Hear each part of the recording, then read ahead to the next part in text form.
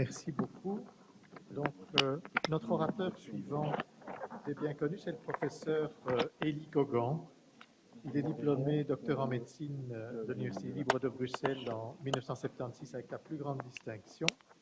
Il est reconnu ensuite spécialiste en médecine interne avec la plus grande distinction et les félicitations du jury en 1980.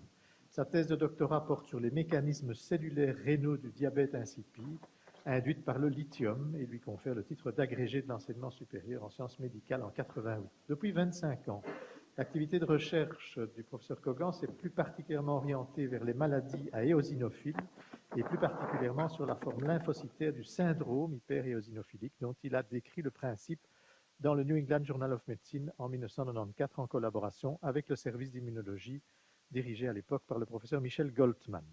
Le curriculum vitae du professeur Kogan mentionne plus de 125 publications. Parmi ces nombreux enseignements, retenons la clinique de médecine interne de 88 à 2018, la sémiologie médicale de 88 à 2015. Actuellement professeur émérite de l'ULB et professeur invité rattaché au service de médecine interne de l'hôpital Erasme, qu'il a dirigé de 1995 à 2018, il poursuit une activité de clinique médicale à l'hôpital Delta. Élie Kogan était doyen de la faculté de médecine de l'ULB de 2003 à 2007, vice-doyen à l'hôpital académique et au réseau hospitalier de 2015 à 2018 et conseiller du recteur. Particulièrement impliqué dans la gestion politique des problèmes médicaux du pays, il reste membre actif du Conseil supérieur des médecins généralistes et spécialistes et de la commission de planification de l'offre médicale.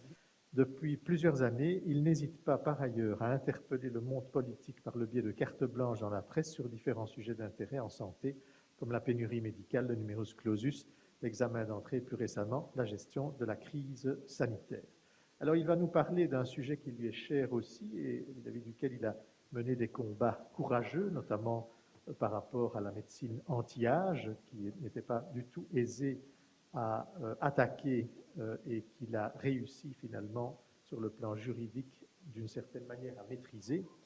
Et il va nous parler justement de lutter contre les pratiques de soins déviantes. Quelle pédagogie pour quel public? Je vous remercie, Monsieur le Président, pour vos mots de bienvenue et votre flatteuse introduction. Le point des conflits d'intérêts est abordé hier à l'occasion de la naissance officielle du CSIS. CSIS, je trouve ça plutôt sympa, plutôt que de dire CSIS, du CSIS. Pas de souci de conflit d'intérêts en ce qui me concerne ce matin par rapport à mon propos qui m'avait été proposé il y a quelques mois par M. Fouadard, que je remercie pour l'invitation. Cher M. Fouadard, du courriel que vous m'aviez adressé, je vous propose de retenir quelques mots-clés.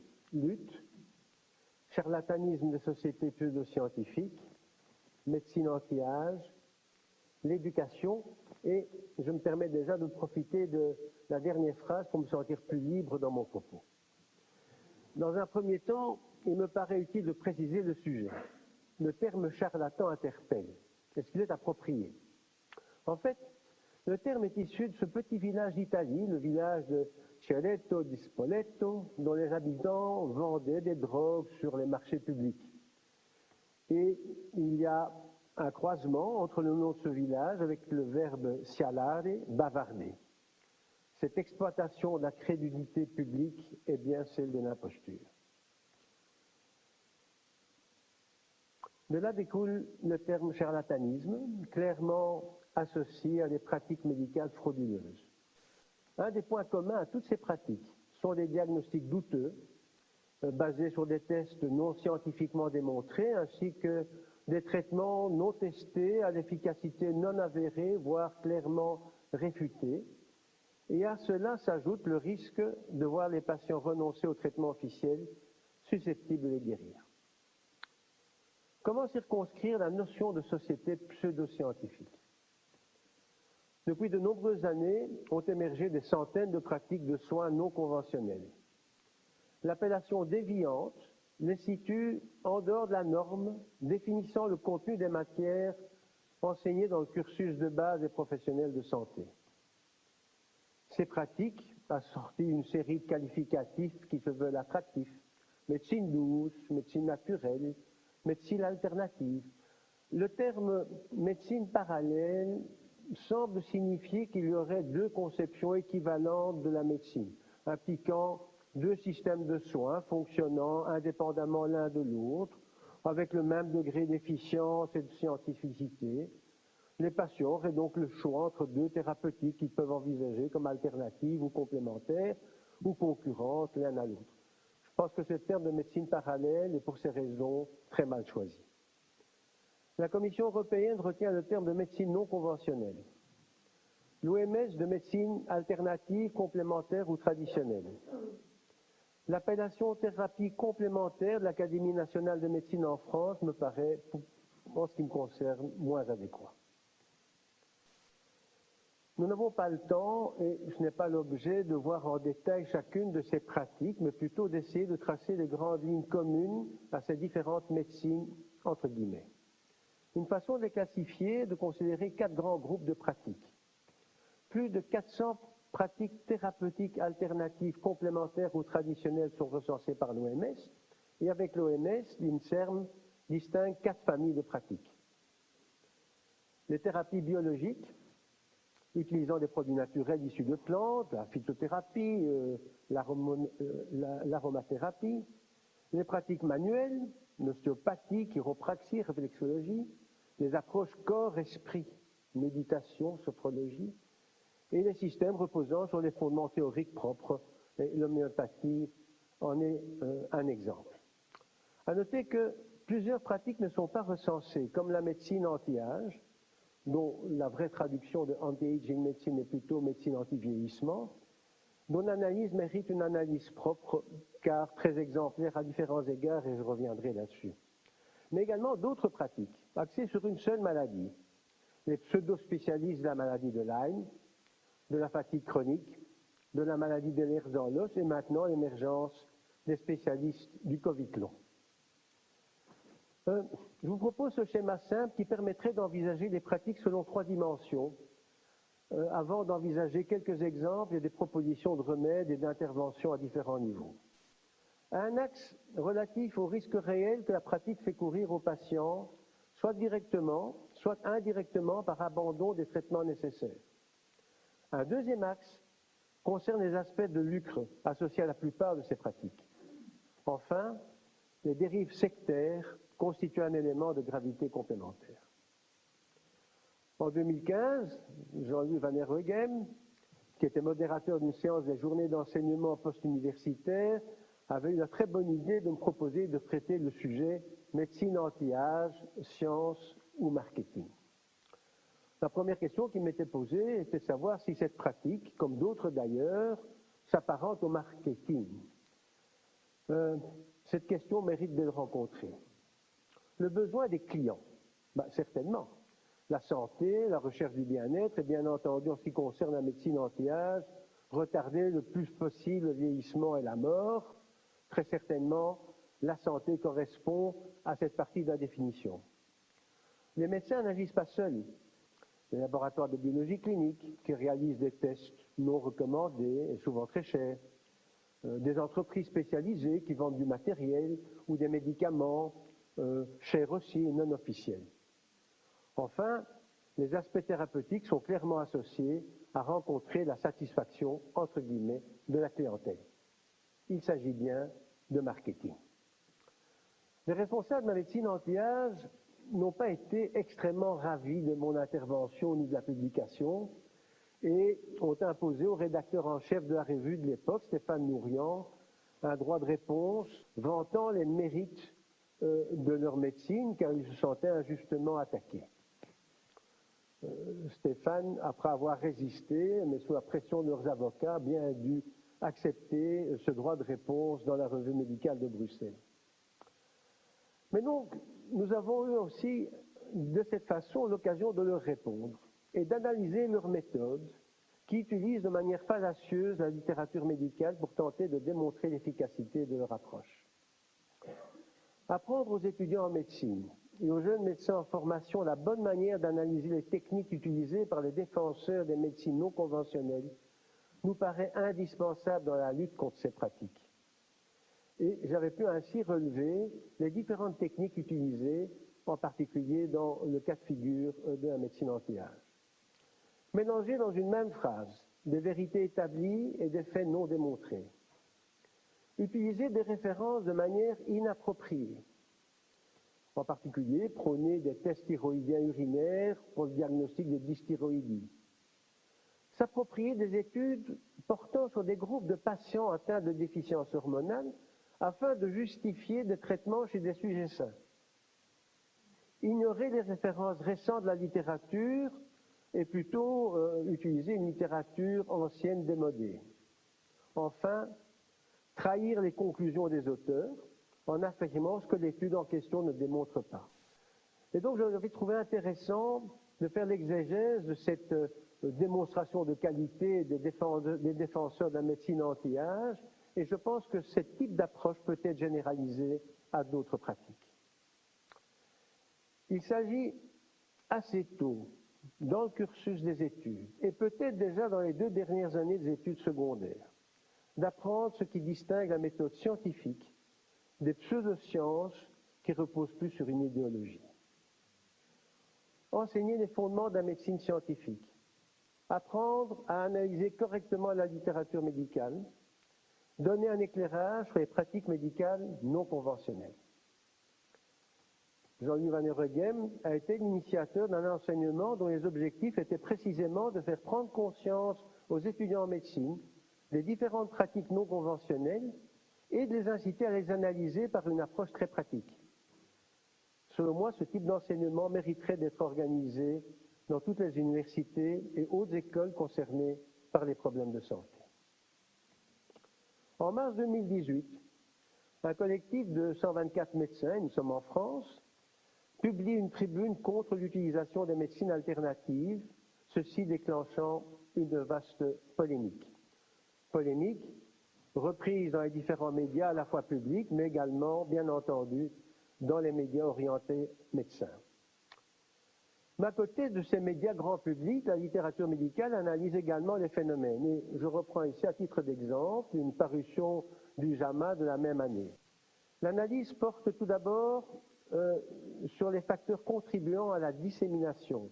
Cette analyse est intéressante car il est indispensable de comprendre le phénomène pour pouvoir enseigner aux étudiants les moyens de le combattre. Qu'est-ce qui favorise cette dissémination de ces fake news en termes de santé comme d'autres d'ailleurs? Le coût réduit de la diffusion au travers des médias et des réseaux sociaux. La possibilité de sélectionner ce que l'on veut bien entendre en favorisant l'information, confirmant les idées reçues, plutôt que de les confronter à la réalité. L'agitation, la théorie du complot par rapport aux informations correctes. Et on le vit d'ailleurs très fortement dans l'exemple de la crise sanitaire actuelle. Et enfin, la visibilité et la circulation plus rapide des fausses informations par rapport aux informations valables et scientifiques. La deuxième partie de l'analyse se concentre sur les moyens pour contrer la désinformation, et il s'agit ici d'introduire dans le cursus des études des techniques permettant précisément de contrer cette désinformation.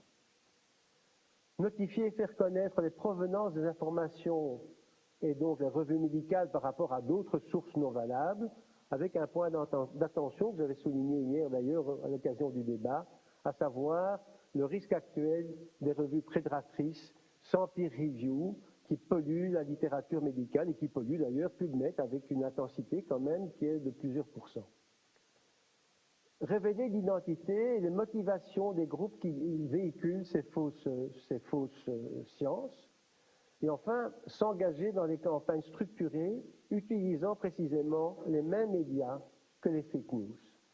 À noter, et c'est quelque part notre faiblesse, si on a fait allusion dans l'exposé précédent sur notre faiblesse en termes de communication, les anecdotes individuelles sont émotionnellement beaucoup plus percutantes que les démonstrations statistiques, et d'ailleurs, le public n'est pas prêt à comprendre correctement les statistiques, et quand je dis le public, les journalistes non plus.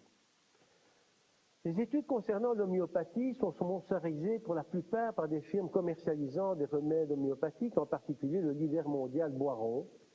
Et ceci nous ramène d'ailleurs à la problématique des conflits d'intérêts qui sont ici patents. Et à grand effet de manche, ils avaient publié que leur étude EPI3 prouve l'efficience de l'homéopathie. En réalité, qu'est-ce que nous apprend une lecture attentive de cette littérature assez nombreuse? Il s'agit essentiellement d'études observationnelles, pharmaco-épidémiologiques, sujettes à la présence de biais assez systématiques qui ne permettent en aucun cas d'évaluer l'efficacité des traitements homéopathiques.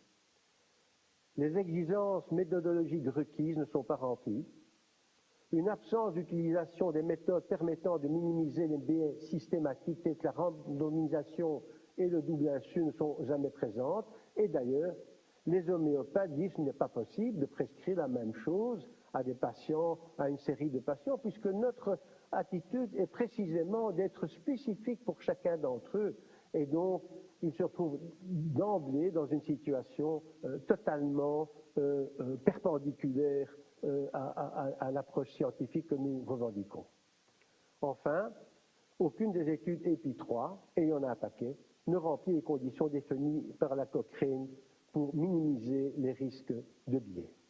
De fait, depuis le début d'année, l'homéopathie qui était remboursée en France, il faut bien le dire, avec au fil des années, des taux de remboursement de moins en moins importants, n'est plus remboursée. Il faut quand même dire que ceci est le résultat d'une action concertée de toute une série de milieux qui ont lutté avec succès contre la propagation de l'homéopathie. Alors, face à ces dérives de pseudo-médecine, je trouvais intéressant de vous communiquer la position du ministère de la Santé espagnol, qui est à la fois claire et responsable. Que disent-ils? Le ministère espagnol de la Santé et des Sciences a mis en place un plan de lutte contre les pseudosciences et les pseudothérapies. L'Ordre professionnel des médecins en Espagne et au Portugal, dans la déclaration de Madrid, clame toute une série de points extrêmement importants et forts. La profession médicale européenne doit répondre avec force aux pseudosciences dans le domaine de la santé. Il déclare comparaître devant la société sous une fausse apparence scientifique dans un but prétendu pour la santé est trompeur et dangereux pour la santé publique. Enfin, l'interdiction de ces pratiques, menaçant la santé publique et la sécurité des patients est quelque chose d'indispensable. À côté de cela, les représentants du Conseil général des facultés de médecine espagnoles et leur équivalent au Portugal se sont également unis pour dénoncer les activités de cet univers parascientifique et ils soulignent le rôle des écoles de médecine, mais aussi des administrations publiques, des médias, des sociétés scientifiques, des associations de patients et des représentations politiques pour combattre ensemble ces pratiques déviantes. Le document ne mentionne aucune pseudothérapie spécifiquement. Cependant, cette adoption était la suite du décès d'un patient qui souffrait d'un cancer qui avait abandonné son traitement au profit de l'homéopathie. Les dérives sectaires constituent un troisième axe particulièrement dangereux. Et j'ajouterai en cette période de crise sanitaire qu'il n'y a pas encore de vaccin contre la crédulité, malheureusement. Il y a un peu moins de 10 ans, le gouvernement français a pris les devants pour faire la chasse aux charlatans de la médecine. Le constat était assez édifiant. 4 Français sur 10 ont recours aux médecines dites alternatives, dont 60% dans le domaine du cancer. Plus de 400 pratiques non conventionnelles à visée thérapeutique. 1800 structures d'enseignement ou de formation, entre guillemets, à risque dans le domaine de la santé. 4000 psychothérapeutes autoproclamés, sans aucune formation et inscrits dans aucun registre. 800 le nombre de kinésiologues, près de 200 le nombre de biodécodeurs. Et fait le plus grave, quelques 3000 médecins seraient recensés en lien avec la mouvance sectaire. Ce n'est pas les statistiques en Belgique, mais quand on voit ce qui se passe autour de la Covid et ce qui se passe dans les réseaux sociaux, je ne pense pas que ça doit être extrêmement différent. En tout cas dans le sud du pays. Afin de lutter contre ces pratiques, le gouvernement français a créé une structure, mission interministérielle de vigilance et de lutte contre les dérives sectaires, dont l'acronyme est MIVILUD, et dont les objectifs sont résumés ici. Il s'agit d'observer et analyser le phénomène sectaire, de coordonner l'action préventive et répressive des pouvoirs publics à l'encontre des dérives sectaires et informer le public sur les risques et les dangers auxquels il est exposé.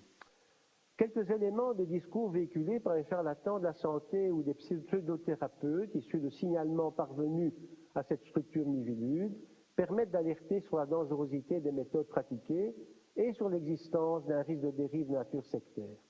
Ceci, à mon sens, devrait également constituer d'une part un chapitre de l'enseignement consacré aux pseudosciences, mais par ailleurs, ces notions devraient être mieux relayées par les médias, et j'en ai repris une série, dont finalement la dernière est probablement la plus grave et la plus caractéristique de dérives sectaires. Au niveau de la Belgique, une structure semblable existe depuis plusieurs années et vous la connaissez bien, c'est le Centre d'information et d'avis sur les organisations sectaires nuisibles. Il s'agit d'un centre indépendant en liaison avec et financé par le SPF Justice. L'objectif principal est de développer des stratégies de prévention en informant le public sur toute organisation à fondement spirituel religieux dont l'idéologie indiquerait une dérive sectaire.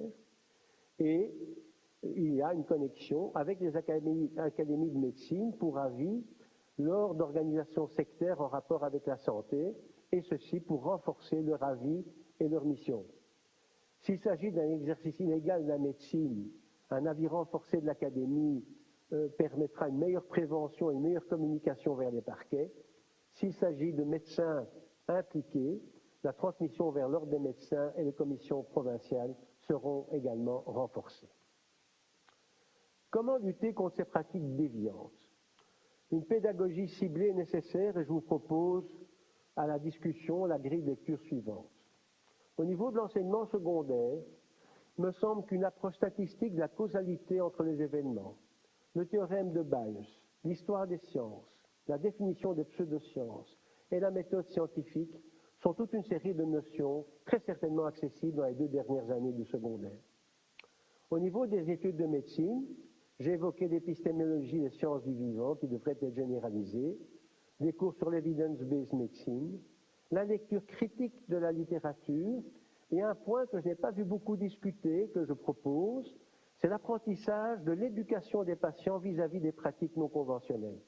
On est souvent confronté avec des patients qui nous relatent leur attrait pour telle ou telle pratique, et je pense qu'on n'est pas non plus armé dans une bonne communication par rapport à cet aspect.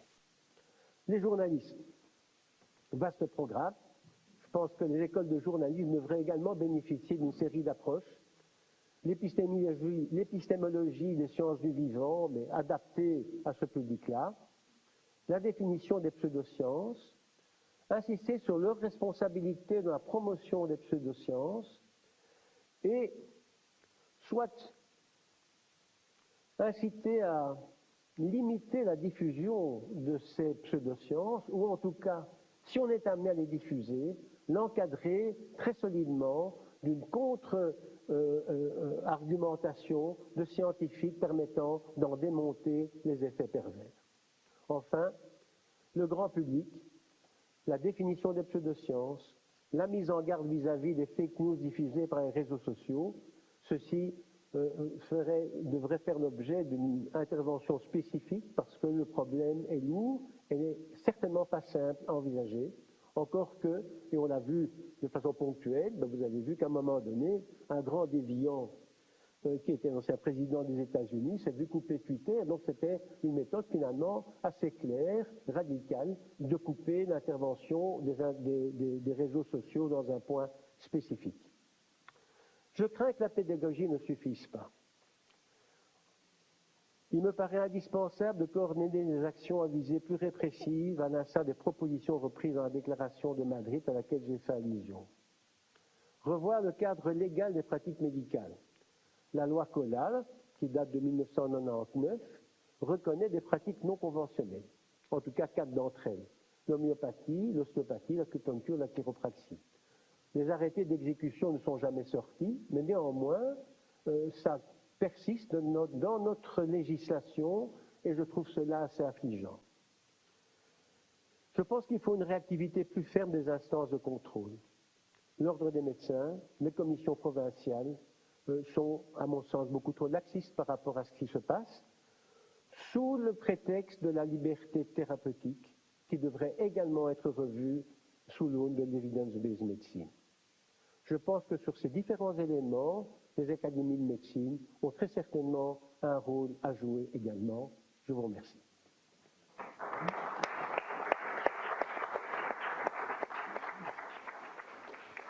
Merci, professeur Cogan. Est-ce que vous avez des questions? Allez-y, Monsieur Dunn, professeur Dunn. Merci beaucoup, Monsieur Cogan. Quel plaisir d'entendre à nouveau votre voix. De me rappeler aussi ce cours d'épistémologie, je pense que j'ai été un des premiers à pouvoir en bénéficier. Je me souviens de la question d'examen qui tenait en 2 mots « ça marche », commenté. Alors, vous nous mettez en garde à juste titre. Je pense qu'il faut aussi que nous soyons particulièrement vigilants dans nos pratiques et dans nos pratiques scientifiques. Vous avez évoqué les journaux prédateurs, dans les journaux qui ne sont pas prédateurs, dans certains très bons journaux, la pression de publication est tellement élevée que le risque d'avoir accès à des publications qui ne sont pas suffisamment solides est bien présent.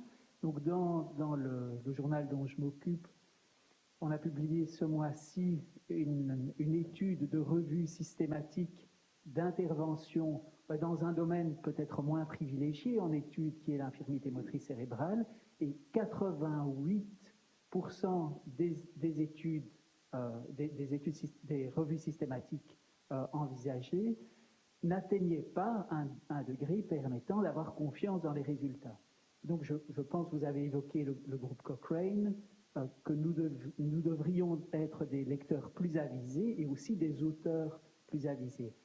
Ma question est différente. Comment gérons-nous l'incertitude qui est une partie inhérente de notre pratique dans ce genre de discussion? William Osler a dit que la médecine était la science de l'incertitude et l'art des probabilités. C'est pas simple.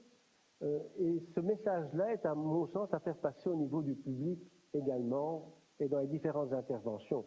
Bon, cette crise Covid, on peut y revenir un petit peu à toutes les choses, est particulièrement révélatrice. On est dans une situation probabiliste. Le terme horrible et vulgaire de Covid Safe Ticket, un ticket comme un ticket de tram en matière de santé. Pour ceux qui ont inventé ça, franchement, et le safe, ce n'est pas safe, c'est un certificat de prévention de la Covid. Et donc ça veut dire quoi? Ça veut dire qu'on diminue par cet élément-là le risque de contaminer l'autre et de se contaminer.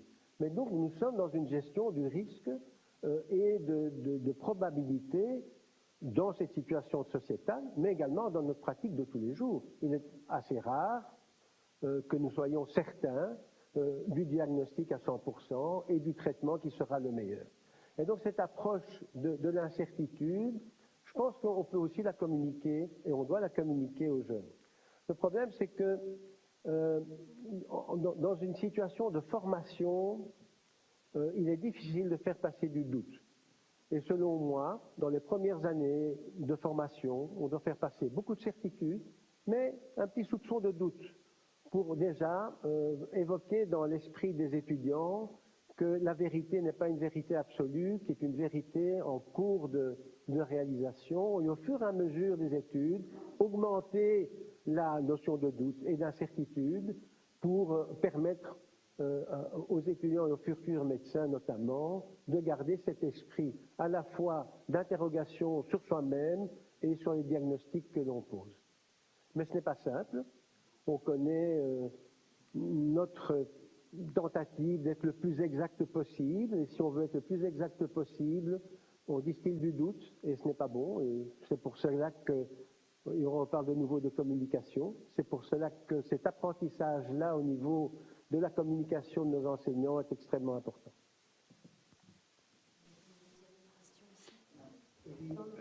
C'était à nouveau extrêmement intéressant. En fait, je disais toujours à mes étudiants que si à mon professeur de médecine interne j'avais dit que l'ulcère d'estomac ou l'ulcère duodénal était une maladie infectieuse, je me serais fait ajourner.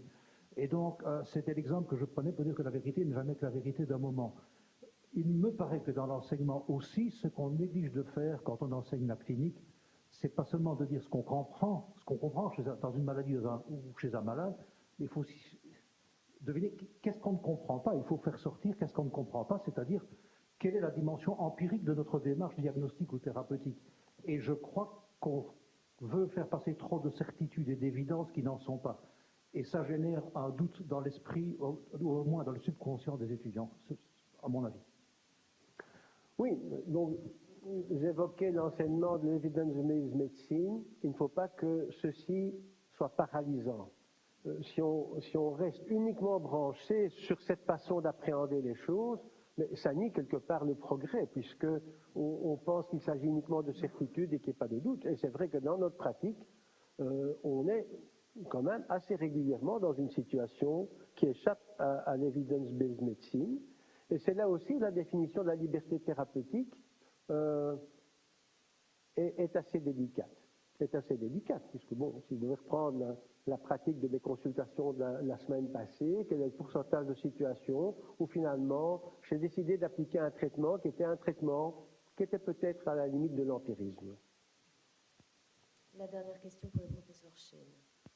Merci Élie pour ta présentation. Je rappelais juste avant ton exposé que j'avais été invité il y a une quinzaine d'années par la compagnie, par le bureau, à faire un exposé dont l'intitulé c'était « Est-ce qu'une méta-analyse positive permet de justifier la pratique de l'homéopathie ?» Et c'était en fait, pour ceux, peut-être que certains d'entre vous étaient présents, mais vous ne vous en souvenez certainement pas, ça rejoint un peu votre intervention, c'était à la suite d'une publication dans le Lancet, ce n'est pas un mauvais journal, le Lancet, une méta-analyse de plus d'une centaine de publications concernant l'homéopathie, où finalement la conclusion c'était que l'homéopathie était efficace. Et donc j'avais été à l'époque interpellé par cette publication pour les raisons suivantes, parce que bon, on s'apercevait, moi je donnais déjà à ce moment-là un cours aux étudiants sur l'analyse critique de la littérature, et on voyait bien que la méta-analyse qui était proposée dans l'ANSEM ne correspondait pas du tout à la méthodologie requise pour une méta-analyse. Et l'exemple le plus simple, c'est qu'il reprenait 100 études, une centaine d'études concernant la pratique de l'homéopathie, mais dans des pathologies complètement différentes, qui n'ont rien à voir les unes avec les autres. Et on sait qu'une des clés d'une bonne réalisation d'une méta-analyse, c'est quand même qu'il y ait une certaine homogénéité dans les études que l'on institue.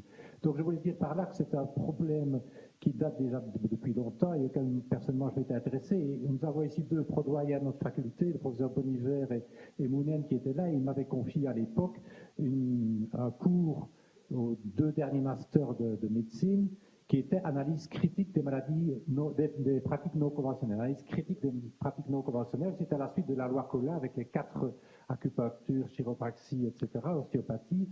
Et donc, c'est un cours qui était intéressant à donner. Malheureusement, c'était que 6 heures, et en 6 heures, mais enfin, on peut quand même faire passer un message. Et je crois, comme tu l'as dit, que toutes les facultés devraient intervenir dans ce sens-là. Merci de l'intervention. J'en profite pour rebondir sur un point. Bon, j'ai évoqué la co-responsabilité de toute une série de secteurs par rapport à la dissémination des fake news et des mauvaises études. Je pense qu'il y a un autre groupe qui doit également être ciblé, ce sont les éditeurs de revues. Et donc, il y a également, il n'y a pas que la pression de publier du côté des chercheurs, il y a également la pression de publier, la concurrence entre les revues médicales. Et là aussi, je pense qu'il y a matière à faire. Je pense qu'ils sont organisés, les éditeurs sont organisés de ce point de vue-là, mais il devrait également y avoir une prise de conscience peut-être plus importante par rapport à leurs responsabilités.